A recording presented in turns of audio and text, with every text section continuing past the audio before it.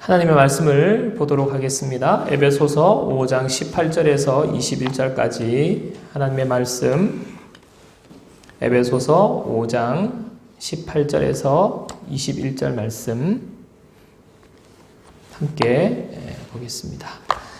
제가 한 절 읽고 여러분들 한 절 읽고 교독하겠습니다. 에베소서 5장 18절에서 21절까지 제가 18절 먼저 읽겠습니다. 술 취하지 말라. 이는 방탕한 것이니 오직 성령으로 충만함을 받으라. 찬송과 신령한 노래들로 서로 화합하며 너의 마음으로 주께 노래하며 찬송하며 범사에 우리 주 예수 그리스도 이름으로 항상 아버지 하나님께 감사하며 그리스도를 경외함으로 피차 복종하라. 아멘. 네, 지난주에 우리는 풍성한 삶을 누리려면 이라는 제목으로 말씀을 나누었고요. 오늘은 성령 충만 받으면 이라는 제목입니다. 지난주에 우리는 하나님이 주시는 풍성한 삶을 누리려면 우리가 성령 충만 받아야 한다는 말씀을 드렸습니다. 역으로 말하면요, 성령 충만 받지 않으면 우리에게 삶에 풍성한 삶은 없다라는 것이죠. 그래서 그리스도인들에게 성령 충만은 선택사항이 아니라 필수예요, 필수. 오늘은 지난주 본문에 이어지는 말씀을 나누려고 합니다. 지난주에 나눈 이제 15절에서 18절 말씀을 지난주에 나누었는데 다시 한번 그 말씀을 읽어보겠습니다. 그런즉 너희가 어떻게 행할지를 자세히 주의하여 지혜 없는 자같이 하지 말고 오직 지혜 있는 자같이 하여 세월을 아끼라. 때가 악하니라. 그러므로 어리석은 자가 되지 말고 오직 주의 뜻이 무엇인가 이해하라. 술 취하지 말라. 이는 방탕한 것이니 오직 성령으로 충만함을 받으라. 지난주에 나눈 말씀이죠. 그래서 지난주에 18절 끝에 오직 성령으로 충만함을 받으라 라는 주제로 지난주에는 말씀을 나누었는데요. 이 말씀의 결론이 이제 성령 충만인데 이 성령 충만 받으라라는 명령을 주시기까지 방금 읽은 것처럼 15절부터 17절까지 긴 서술이 진행되어 왔습니다. 이 15절, 17절 말씀을 세번역 성경으로 제가 한 번 더 읽어 드릴 텐데요. 한번 들어보십시오. 그러므로 여러분은 어떻게 살아가야 할지를 살피십시오. 지혜롭지 못한 사람처럼 살지 말고 지혜로운 사람답게 살아야 합니다. 세월을 아끼십시오. 때가 악합니다. 그러므로 어리석은 자가 되지 말고 주님의 뜻이 무엇인지를 깨달으십시오 라고 앞에서 이렇게 길게 이야기해 놓고는 성령 충만 받으라 라는 말씀을 하고 있는 겁니다. 자, 가장 먼저 말씀하시는 게 어떻게 살아야 할지를 살피십시오 이 말이거든요. 자, 이 말이 우리에게 주는 교훈이 무엇인가요? 우리 그리스도인들은 내 마음대로 또는 아무렇게나 사는 사람들이 아니라 하는 것입니다. 여러분, 내 인생은 내 것이 아니라 하나님의 것이고 우리의 삶을 통해서 하나님께서 하시고자 하는 뜻과 계획이 있습니다. 그게 바로 예수 믿는 사람들의 삶이에요. 그렇기 때문에 이 사실을 인정하고 깨닫게 됐고 믿게 되면 당연히 그러면 어떻게 살아야 하는가라는 이 질문에 이르게 된다는 거예요. 이런 측면에서 성경은 우리에게 어떻게 살아야 하는지 살펴라고 말씀한 뒤에 방향성을 가르쳐 주시는 거예요. 어떻게 살아야 하는지. 그게 뭐냐 하면 바로 지혜롭지 못한 사람처럼 살지 말라는 거예요. 지혜로운 사람답게 삶을 살아라. 지혜로운 삶을 이야기하고 있고요. 그 다음에 세월을 아끼라라고 이야기합니다. 지혜로운 삶, 세월을 아끼는 삶을 이야기하는 거죠. 여러분, 세월을 아끼라 이러면 무슨 생각이 드세요? 아마 대부분의 사람들이 세월을 아끼라 그러면 그거는 시간 관리 잘하는 것, 아니면 게으르거나 시간 낭비하지 말고 아주 바쁘게 살아야 하는 것을 생각하게 되는데요. 헬라어 원어로는 이 세월을 아끼라는 말은 기회를 사라라는 말이에요. 기회를 사라. 기회를 사라. 때가 악하니라. 그러므로 어리석은 자가 되지 말고 주님의 뜻이 무엇인지 깨달으십시오. 여기서 그러므로라는 접속사가 굉장히 중요합니다. 그러므로라는 접속사는 뭐예요? 앞에서 한 이야기의 결론을 그러므로 결론이 뒤에 오는 거죠. 자, 지혜롭게 살아라. 세월을 아끼라. 그러므로 뭐예요? 결론이 뭐라는 거예요? 자, 그러므로 뒤에 오는데 결론적으로는 주님의 뜻이 무엇인지 깨달아라 하는 거예요. 예, 지혜로운 삶, 세월을 아끼는 삶, 그 결론이 뭐냐? 주님의 뜻을 깨닫고 살아라는 것입니다. 여러분, 어떤 아버지가 아들을 미국에 어학연수를 보냈어요. 예, 이 아들이 영어를 좀 잘했으면 좋겠다는 마음을 가지고 비싼 학비를 들여서 미국으로 어학연수를 보냈습니다. 이 아들이 미국으로 갔어요. 미국으로 가서 새벽부터 밤까지 열심히 그냥 그 미국에서 생활을 합니다. 새벽부터 일어나서요, 한국 사람들 조기 축구하는 데 가서 축구를 하고요. 또 한국 사람들 자주 이용하는 한인타운에 가게에 가서 아르바이트를 하기 시작합니다. 그리고 끝나고 나면요, 한국 사람들 모이는 교제 모임에 가서 하루 종일 그냥 잠도 줄여가면서 야, 미국에 왔으니 이제 내가 열심히 바쁘게 시간을 쪼개서 살아야 되겠다. 그래서 새벽부터 밤늦게까지 한국 사람 모이는 곳, 한국 가게, 한국 사람 커뮤니티에 가서 한국말만 하면서 시간을 보내는 거예요. 얼마나 열심히 사는지 모릅니다. 입술이 부르틀 정도로 미국에 가서 열심히 살았어요. 여러분, 열심히 사는 이 아들의 삶을 아빠가 볼 때, 아버지가 볼 때 어떻게 평가할까요? 아버지의 뜻을 깨닫지 못한 거예요. 예, 바로 열심히 살았지만 이것은 시간 낭비한 것입니다. 기회를 잃어버린 거예요. 아버지의 뜻은 이 아이가 영어를 잘 말할 수 있도록 그렇게 시간을 보내는 거예요. 그럼 마치 우리의 삶이 그저 바쁘기만 하고 그저 그냥 누구보다 열심히 노력하는데 하나님의 뜻과 상관없이 우리가 바쁜 것, 하나님의 뜻을 제대로 뜻대로 살지 못하면서 그냥 열심히 사는 것은 마치 이 아들과 같은 삶이 될 수 있다는 거예요. 아버지의 뜻과는 아무 상관없이.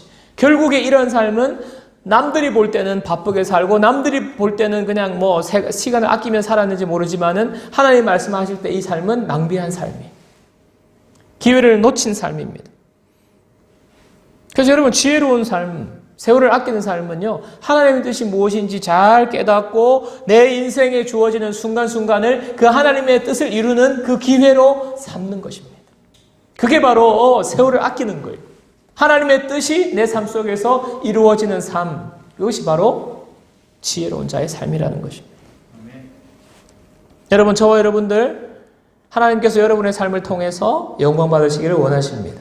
그래서 여러분들, 하나님의 뜻을 깨닫는, 그리고 내가 하나님의 뜻을 이루는 삶, 그 삶이 참 하나님이 받으시고 하나님께서 우리의 삶 가운데 하나님 지혜롭게 하나님이 기뻐 받으시는 삶인 줄 믿으시는 여러분들 되시기를 바랍니다. 여러분, 우리가 주님의 뜻을 깨닫는다고 할 때 아마 여러분 그것은 그냥 지식적으로만 깨닫는 것이 아니라는 것을 여러분들이 아마 인정하실 거예요. 주님의 뜻을 깨달으라는 말은 주님의 뜻을 깨달을 뿐만 아니라 주님의 뜻대로 내 삶 속에 그 뜻을 이루는 삶을 말하는 것인데요. 여러분, 그것이 참 쉽지가 않아요. 내가 말씀을 듣고 주님의 뜻을 깨닫는 동시에 그것이 삶으로 탁 순종이 되면 얼마나 좋겠습니까? 여러분, 그게 잘 되지 않아요. 그래서 우리 마음속에는 하나님 앞에 죄송한 마음이 있는 것 아닙니까? 자, 우리의 삶이 주님이 원하시는 뜻을 깨닫고 주님의 뜻을 깨달은 대로 또 척척척 순종하는 것이 잘 안 된다는 것을 주님이 아세요. 그래서 주님께서는 주님의 뜻이 무엇인지 깨달으라. 그렇게 끝. 이제 너희들이 알아서 깨닫고 알아서 순종해. 이렇게 끝내는 것이 아니라 주님께서 우리의 마음을, 우리의 삶을, 우리의 성품과 우리의 기질을 잘 아시기 때문에 맨 마지막에 그러므로 성령 충만 받으라 라는 말씀을 우리에게 주시는 거예요. 결국에는 주님의 뜻을 깨닫고 순종하는 것은 성령 충만의 열매라는 것입니다.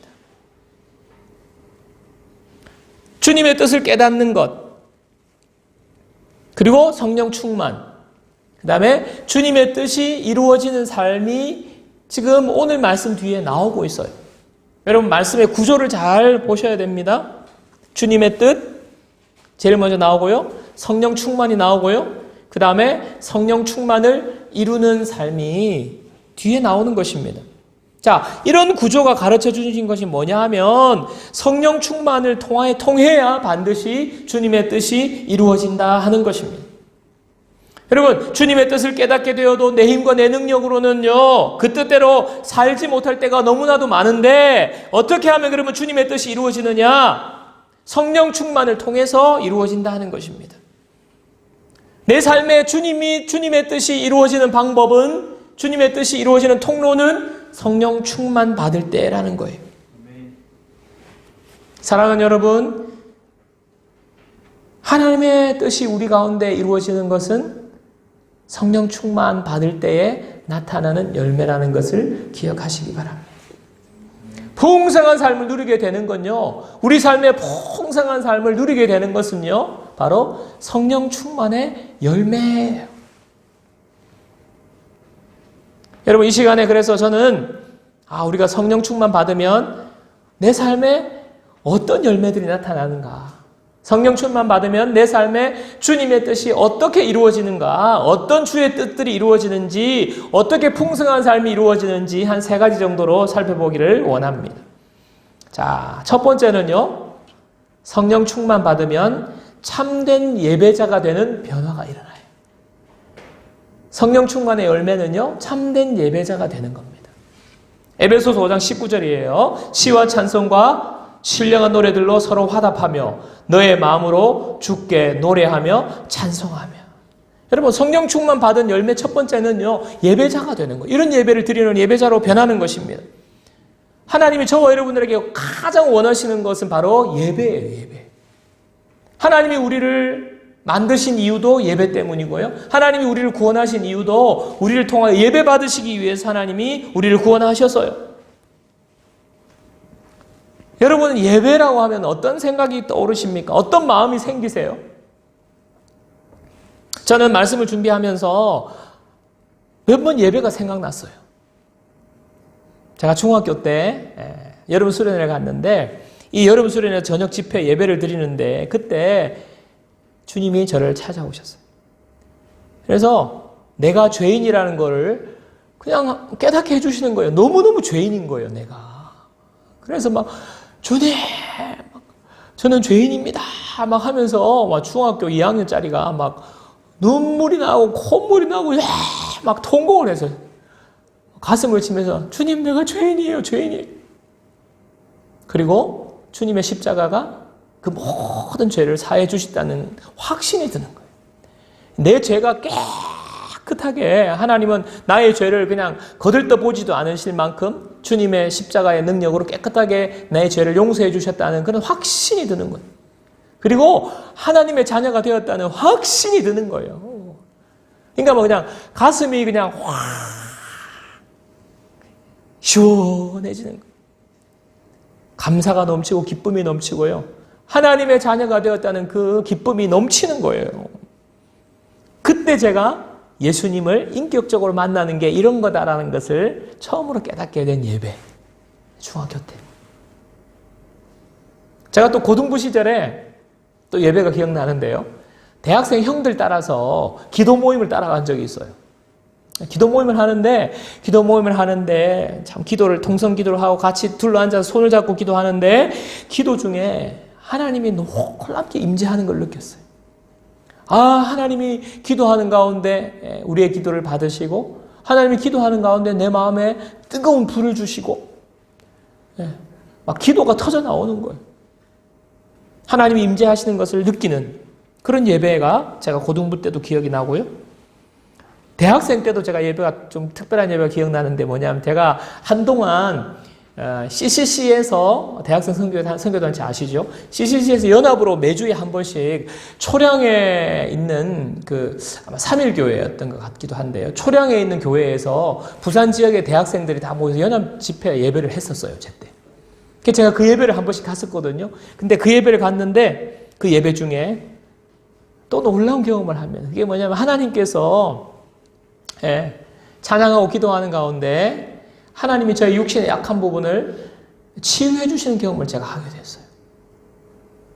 한 손은 하나님을 향하여서 손을 들고 찬양을 하고 한 손은 아픈 부위에 손을 얹으라고 그래가지고 찬양하면서 아픈 부위에 손을 얹었는데 그 손을 얹은 그 손에 불같이 뜨거운 그게 느껴지는 거예요.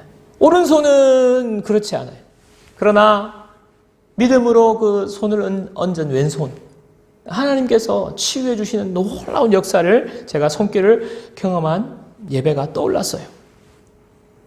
여러분, 제가 이런 예배, 특별히 이런 예배가 기억에 남는 것은 여러분이 말씀드리는 것은요, 제가 특별한 체험을 했다, 남들이 경험하지 못하는 특별한 치유를 경험했다, 이런 이유도 있긴 하지만 그것보다도 예배 자체의 그때의 감격과 그 기쁨을 제가 잊을 수가 없는 거예요. 하나님의 임재하실 때에 하나님 주시는 예배의 기쁨과 감격을 잊을 수가 없는 거예요. 이 세상 어떤 것과 비교할 수가 없는 거예요. 그 기분, 그 기쁨은요, 이 세상의 어떤 것과 바꿀 수 없는 정말 놀라운 예배의 기쁨과 감격이었어요. 여러분 경험해 보신 분들은 알 겁니다. 어느 누가 어떤 이벤트를 통해서 그런 기쁨과 감격을 가져다 주지 못합니다. 우리가 앞에서 찬양했듯이 찬양의 가사처럼 나 무엇과도 주님을 바꾸지 않으리 다른 어떤 은혜 구하지 않으리. 주님과 바꾸지 않겠어요. 다른 어떤 은혜 필요 없어요. 여러분 예배 가운데 참된 예배를 경험하면 이런 고백이 나올 수밖에 없는 거예요. 주님 한 분, 주님 주시는 은혜. 왜냐하면 이것보다 더 나은 것이 없기 때문에 그 기쁨과 감격을 고백하게 되는 것입니다. 예배의 기쁨이고요. 예배의 감격입니다. 그런데 제가 늘 그랬던 것은 아니고요. 저의 예배도 형식적이 될 때가 있었어요. 여러분 많은 사람들이 이런 예배의 은혜를 경험해보지 못한 사람들이 의외로 많아요. 그냥 예배 시간에 와 있는 거예요. 모태신앙이기 때문에 부모님한테 혼날까봐 싶어서 예배에 와 있는 거예요. 예배의 은혜가 사라진 사람이 많습니다. 형식적으로 예배 드리고 지루하게 느껴지고 기쁨 거 없고 감격도 없고 냉랭한 예배에 그냥 습관적으로 앉아 있는 거예요. 그런 사람 보면 알아요. 예배 시간에 지각하는 사람, 예배 시간에 딴 생각하는 사람, 스마트폰만 계속 쳐다보고 있는 사람, 예배의 감격이 없는 거예요. 예배가 무너진 거예요. 참된 예배 드리지 못하는 거예요. 예배를 모르는 사람이에요. 예배를 모르는 사람. 여러분 이런 예배는 예배 자체도 문제지만은요 그 사람에게 아무런 능력이 나타나지 않아요. 예배자. 여러분 예배를 기쁨으로 드리고 감격으로 드리고 주일날 와가지고 하나님을 만나고 이렇게 돌아가는 사람은요 한 주간의 삶에 기쁨과 감격이 있어요.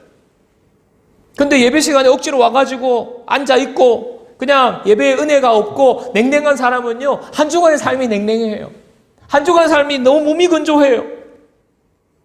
여러분 예배와 삶은 직결되어 있다는 걸 여러분 아셔야 돼요. 예배가 살아있고 예배의 기쁨이 있으면요 우리의 삶이 기쁨이 있고 우리의 삶이 살아나요. 그러나 예배가 죽어있고 예배가 냉랭하고 예배가 형식적이면요 우리의 삶에 아무 일도 일어나지 않습니다. 예배가 죽은 사람은 삶도 죽습니다.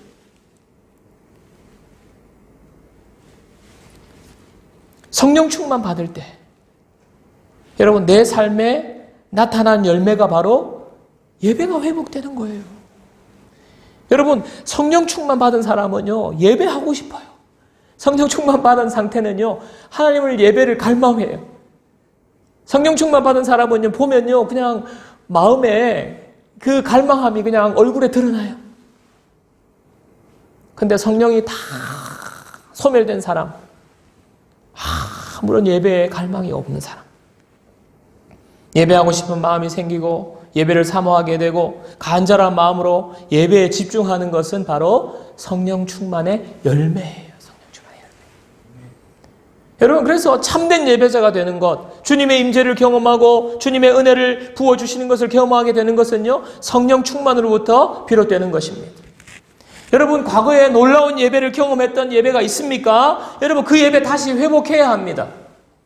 한 번도 예배의 감격과 은혜를 경험하지 못한 채 형식적으로만 왔다 갔다 한 세월이 오래되었습니까? 여러분, 그 상태로 계속 가면 안 돼요. 참된 예배 회복해야 합니다. 하나님이 그 회복해 주시기를 원하는 거예요. 어떻게? 성령 충만을 통해서. 우리 힘으로는 안 돼요. 성령 충만 받을 때에 회복되는 거예요. 예배가 회복되는 거예요. 예배가 회복되면요, 모든 것이 다 회복되는 거예요. 그래서 여러분, 예배를 회복해야 되고, 그래서 여러분 성령 충만 받아야 합니다.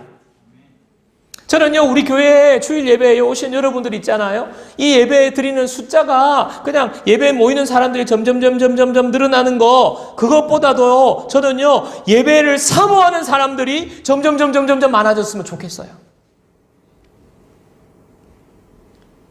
넘치는 교회 성도들이 왔는데 한 사람, 두 사람, 세 사람 계속 들어올수록 그분들의 마음에 예배를 사모하는 마음으로 충만한 사람들이 들어오니까 그 예배에 대한 사모함이 그냥 이 공간을 가득 채워서요, 영적인 기운이 그냥 넘치는 거예요. 느껴지는 거예요. 영적인 기운이. 그래서 그냥 이곳에 들어오기만 해도 하나님의 영광으로 충만하고 하나님의 임재가 깊이 경험되어지는 예배. 여러분, 그런 예배가 우리의 예배가 되기를 주님의 이름으로 축원합니다. 그런 예배 회복해야 합니다. 참된 예배자가 되어야 됩니다. 어떻게 해요? 성령 충만 받을 때. 자, 두 번째는 성령 충만 받으면 감사하는 삶으로 변화가 일어나요. 감사하는 삶으로. 자, 에베소서 5장 20절 우리 함께 읽어볼까요? 에베소서 5장 20절 범사에 우리 주 예수 그리스도의 이름으로 항상 아버지께 감사하며. 여러분, 성령 충만 받으면 모든 일에 하나님께 감사하게 됩니다. 감사하는 삶의 열매가 나타나는 거예요. 스탠포드 대학의 켈리 맥고니걸이라는 심리학자가 스트레스의 힘이라는 책을 썼는데요. 그 책에 보면 스트레스에 대한 충격적인 과학적 사실에 대한 내용이 나옵니다. 1998년에 어떤 연구에서 미국 성인 3만 명을 대상으로 작년 한 해 동안에 경험한 스트레스가 얼마나 컸는가를 조사를 했어요. 물었어요. 그리고 스트레스가 건강에 해롭다고 믿는가라는 질문을 함께 물었습니다. 여러분, 작년에 스트레스가 얼마나 컸습니까? 질문하고요. 그리고 그 스트레스가 해롭다고 믿는가? 이 질문을 함께 제시했는데 8년 뒤에 그 설문에 참여했던 3만 명을 대상으로 다시 확인에 들어갔어요. 특별히 사망자를 확인하기 시작했는데 기록을 다 뒤진 결과 일단은 뭐냐면 스트레스 수치가, 그러니까 작년에 스트레스를 많이 받았다, 스트레스가 컸다, 스트레스 수치가 높은 사람들은 사망 위험이 43%가 증가했다는 것을 발견했어요. 자, 그런데 더 놀라운 사실은 바로 두 번째 질문, 스트레스가 건강에 해롭다고 믿는가라는 질문에 그렇다라고 대답한 사람들만, 스트레스가 해롭다고 믿습니다라고 대답한 사람들만 그 43%에 해당되었다는 거예요. 사망 위험이 올라간 거예요. 스트레스가 있어도 스트레스가 해롭다고 믿지 않는 사람들은요, 사망 위험에 아무런 영향을 주지 않은 거예요. 쉽게 말하면 무엇입니까? 스트레스 그 자체보다도 스트레스가 해롭다고 믿는 그 마음이 문제라는 거예요. 제가 감사에 대한 이야기를 하면서 왜 이 예화를 이야기합니까? 여러분, 스트레스가 아무리 있지만은 스트레스가 해롭지 않다고 믿는 사람에게는 그 위험 수치가 낮아지는데, 모든 일에 우리가 감사를 할 수 있다면 우리의 삶에 얼마나 큰 능력이 나타나겠어요? 여러분, 우리 자신을 살펴보면요, 대체적으로 감사하고 좀 거리가 멉니다. 감사가 자연스럽지 않아요. 당연하거나 감사에 대해서 감사할 줄 모르고 당연한 것으로 생각하고 불평할 때가 훨씬 많아요. 여러분, 여러분의 하루 동안의 삶을 한번 체크해 보세요. 내 입술에서 무슨 말이 많이 나오는가? 현재 우리 교회에서 매일 저녁마다 이렇게 감사를 나누는 시간을 갖고 있지 않습니까? 여러분 해보시니까 어떠세요? 쉽지가 않죠. 왜냐하면 우리 본성이 감사하는데 이렇게 자연스럽지 않기 때문에 그렇습니다. 지금은 감사 제목을 이제 3가지씩 나누라고 하는데요. 만약에 지금 내일부터 10가지씩 나누세요. 이렇게 여러분 올리면 어떻게 될까요, 여러분? 아, 너무 좋아요, 목사님. 10개, 20개로 올려주세요. 여러분, 그렇습니까? 아니면 감사 대신에 그냥 그러지 말고 하루 동안에 반성하는 의미에서 서로 불만거리, 불평거리, 개선해야 될 점을 나눠보세요 하면 어떨까요? 여러분 아마 그러면 밤을 새서 이야기할 거예요. 아빠는 이게 문제야. 아빠, 이거는 이거 고쳐주면 좋겠어. 아마 아빠에 대한 불만거리를 밤새서 이야기할 거예요, 우리 아이들이. 우리는 감사보다 불평하기가 쉬워요. 여러분, 내 힘으로는요, 내 본성으로는요, 감사하기가 쉽지 않습니다. 그런데 감사하는 삶은 성령 충만의 열매로 나타나는 거예요. 내 힘으로는 서너 가지 감사도 힘이 들고 모든 일에 감사하는 것, 어떻게 모든 일에 감사할 수 있냐고 말도 안 되는 얘기인데 성령님의 다스림을 받을 때 우리의 삶에 모든 일에 감사하는 삶으로 놀라운 변화가 일어나는 것입니다. 여러분, 감사를 찾고 찾아보시니까, 감사를 나누어 보시니까 여러분 어떠세요? 감사를 나누니까 여러분 기분이 좋아지잖아요. 감사 나누면요, 우리 삶이 바뀌는 것을 경험합니다. 감사를 나누니까요, 생각이 바뀌어요. 감사를 나누니까 내 마음이 바뀌고 행동도 바뀌게 됩니다. 여러분, 억지로 감사하면 어떻게 될까요? 억지로.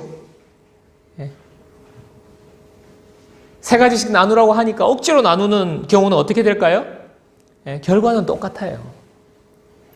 여러분, 감사는 억지로 하나, 자원해서 하나, 뭐 어떻게 하나, 우리가 감사를 나눌 때에 감사의 놀라운 능력을 우리가 경험하게 되는 것입니다.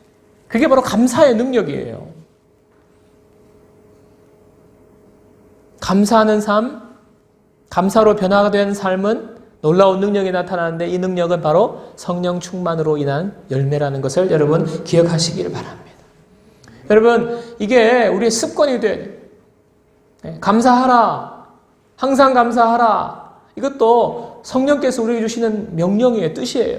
그러니까 성령의 사람, 성령을 다스림을 받을 때, 성령에 순종할 때에 감사하는 삶이 되는 거예요.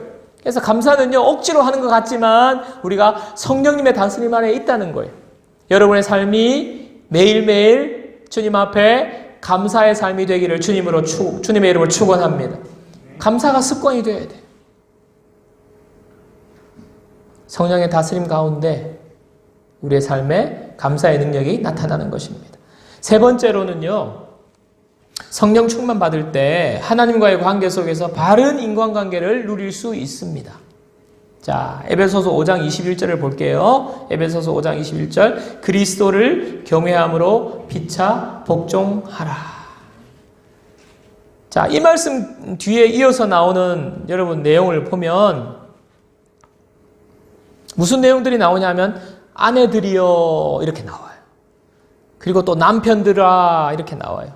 자녀들아, 아비들아, 종들아, 상전들아 이렇게 하라 쭉 명령이 나와요. 그리스도를 경외함으로 피차 복종하는 관계에 구체적인 적용들이 나와요. 자, 이 말은 무슨 말이냐면 그리스도를 경외함으로 피차 복종하라는 큰 전제하에서 각자에게 주시는 하나님의 명령입니다. 근데 이 명령을 통해서 우리의 관계가 온전해지는 거예요. 이 명령을 통해서 우리의 관계가 풍성해지는 거예요. 온전한 부부 관계를 누리려면 하나님이 뭘 우리에게 말씀하시냐면 아내의 입장에서는 복종하라는 거예요. 온전한 부부 관계를 누리려면. 또 온전한 부부 관계를 누리려면 남편에게 하나님이 요구하시는 것은 단 하나. 아내를 사랑하라 하는 것입니다. 제가 결혼 생활을 지금 올해로 20년째 해오고 있거든요. 20년째 해오고 있는데 20년 동안 좋을 때도 있었겠고 안 좋을 때도 있었겠죠. 그죠? 심각한 위기까지는 아니더라도 마음이 힘들 때도 있었겠죠. 그죠? 저는 사실은 대체적으로 너무너무 좋았는데 저랑 같이 사는 제 아내는 저와는 좀 생각이 너무 반대여서 약간 진실 게임 양상으로 나는 별로 뭐 위기도 없었고 별로 싸운 적도 없었고 너무 좋았던 기억이 있고 20년 동안 한 번 정도 싸웠나 뭐 이 정도 이제 저는 말하는데 그렇지 않다고 너무 강하게 제 아내는 이야기를 하더라고. 자, 어쨌거나 20년을 이렇게 살아왔는데 행복한 부부 관계의 때에 행복했던 때 너무나 좋았던 때 그때 그 비결이 뭔가 가만히 제가 생각해 보니까 주님의 말씀이 맞는 거예요. 내가 정말 좋은 관계 가운데 서로 웃으면서 행복해하면서 좋은 관계를 누리고 있을 때 보니까 남편으로서 제가 아내를 사랑했을 때였더라고요. 아내를 사랑하는 것입니다. 이 사랑은요, 그냥 감정적으로 그냥 감정적인 기분을 느끼는 것이 아니라 예수님께서 교회를 위해서 자기 목숨을 내어주신 것처럼 사랑하라는 그 사랑이에요. 목숨을 내어주는 사랑, 희생하는 사랑, 모든 것을 다 주는 그런 사랑입니다. 여러분, 제가 그 정도까지는 아니더라도 그래도 아내를 위해서 헌신하고 아내를 위해서 희생하고 조금 더 섬기고 했을 때, 그렇게 사랑했을 때 그때가 정말 부부관계가 좋았을 때였던 거예요. 생각해 보니까 아내가 행복했던 때는 제가 그렇게 했을 때였어요. 그리고 그렇게 했을 때 내가 희생하고 섬기고 아내를 사랑했을 때 결과적으로 두 사람도 유익을 누리고 우리 가정의 자녀들도 유익을 누리고 모든 삶에 풍성한 은혜를 누렸다는 것을 제가 알게 된 것입니다. 그런데 남편으로 아내를 이렇게 사랑하는 게 쉬울까요? 안 쉬울까요? 안 쉬워요. 예수님이 십자가에 죽으신 것처럼 그렇게 아내를 사랑하는 게 쉽지가 않습니다. 절대로 쉽지 않습니다. 그런데 이렇게 사랑하라고 말씀하시는 것, 바로 성령 충만의 열매로서 가능한 것. 제 아내의 사랑의 언어 1번은 봉사입니다. 제 아내는 누군가가 자기를 위해서 봉사해 줄 때 사랑받고 있다는 그 기분을 많이 느끼는 거예요. 근데 제가 제일 힘들어하는 것이 봉사예요. 참 하나님 왜 이렇게 만나게 하셨는지. 제가 체력이 약하기도 하고 또 체력이 빨리 방전되는 특징이 있어가지고 제가 제일 취약한 것이 봉사해달라는 거예요. 예전에는요, 늦은 시간에 뭐 신방 갔다 오고, 뭐, 대학부 청년 사역하고 이렇게 돌아오면 너무너무 힘든데, 아내를 위해서 봉사가 안 되는 거예요. 도와달라 하면, 막 짜증부터 나는 거예요. 이거 좀 해달라 하면, 뭐, 당신이 뭐, 목회를 아냐고, 제가, 얼마나 에너지 소비가 많은 게 목회인데, 목회를 도와주지는 못할 망정, 막 이러면서, 이 핑계, 저 핑계 대고, 봉사를 못 했어요. 그런데, 놀라운 것은 어느 순간부터 제가 아내의 말에 제 몸을 움직이고 있는 저 자신을 발견하게 돼요. 그런 내 모습을 보면 요즘 낯설게 느껴져요. 어느 순간. 아니 내가 어떻게 이렇게 하고 있지.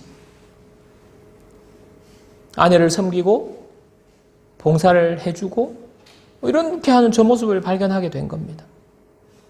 그러니까 내가 어떻게 이렇게 됐지? 어떻게 변했지? 내 힘으로 한 것이 아니라 성령님께서 그렇게 하시도록 성령님께서 제 마음속에서 그 마음을 주시는 거예요. 아내를 사랑해야지. 나 할 수 있어. 그런 마음을 주시니까 제 한쪽 마음은 피곤한데 막 하기 싫은데 막 이러면서 근데 하고 있는 거예요.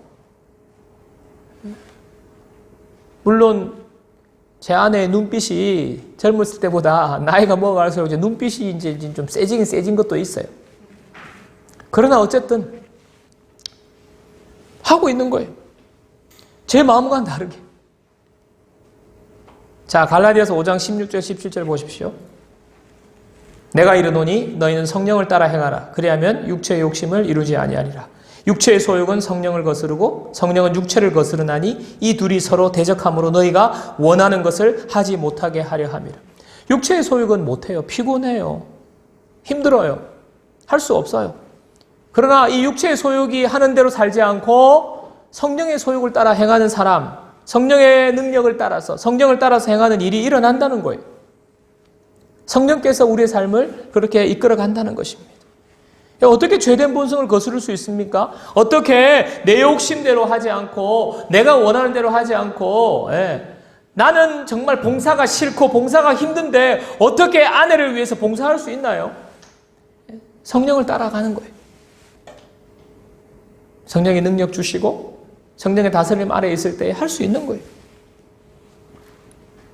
여러분, 여러분의 관계들, 부부관계, 가족관계, 부모와 자식 간의 관계, 직장에서 동료와의 관계, 여러분 이 관계에서 여러분 정말 풍성한 은혜를 누리고 싶으십니까?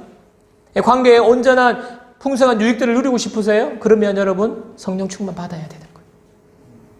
성령 충만의 열매는 온전한 관계의 회복으로 나아가는 것입니다. 여러분, 우리의 삶에 관계가 힘들면 다 힘들어요. 근데 관계는 누구 탓할 것이 아니라 우리가 성령을 따라 행할 때 이 관계에 놀라운 하나님의 능력이 나타날 줄로 믿습니다. 여러분의 삶에 성령 충만을 구해야 될 이유가 오늘 3가지예요. 성령 충만의 열매, 성령 충만 받으면 우리에게 무슨 일이 일어나는가? 첫 번째 뭐였죠? 하나님 앞에 우리가 참된 예배자가 된다는 거예요. 예배의 기쁨과 감격을 누리게 된다는 거예요. 두 번째는요, 우리의 삶이 감사의 삶으로 바뀌는 것. 세 번째는 모든 관계에 놀라운 회복과 하나님이 주시는 풍성함을 누리게 된다는 것입니다. 여러분, 이 놀라운 축복을 우리가 받아 누려야 되지 않겠습니까? 그렇기 때문에 여러분, 성령 충만은 우리에게 영적인 의무감을 지우는 거라든지, 부담 주는 것, 영적으로, 또 뭐 기도해야 되나, 뭐 이런 것, 이런 차원의 문제가 아니에요. 성령 충만 받아야 우리가 살 수 있고요. 성령 충만 받아야 우리의 삶에 회복이 일어나는 것입니다. 성령 충만 받을 때 충만한 은혜를 누릴 수 있는 거예요. 우리 삶이 온전해지고 풍성하고 행복한 삶을 누리기 위해서 하나님이 주의 뜻을 깨닫고 주의 뜻에 순종하여서 풍성한 삶을 누리기 위해서 우리에게만 맡겨두신 것이 아니라 성령을 통하여서, 성령 충만을 통하여서 그 모든 삶을 누리게 하시는 거예요. 사랑하는 여러분, 성령 충만을 통해 여러분의 예배가 회복되는 은혜를 누리시기를 바랍니다. 감사의 능력으로 살게 되기를 바랍니다. 성령 충만을 통해서 가정과 직장과 모든 관계가 회복되는 풍성한 은혜를 누리는 저와 여러분들 되시기를 주님의 이름으로 축원합니다.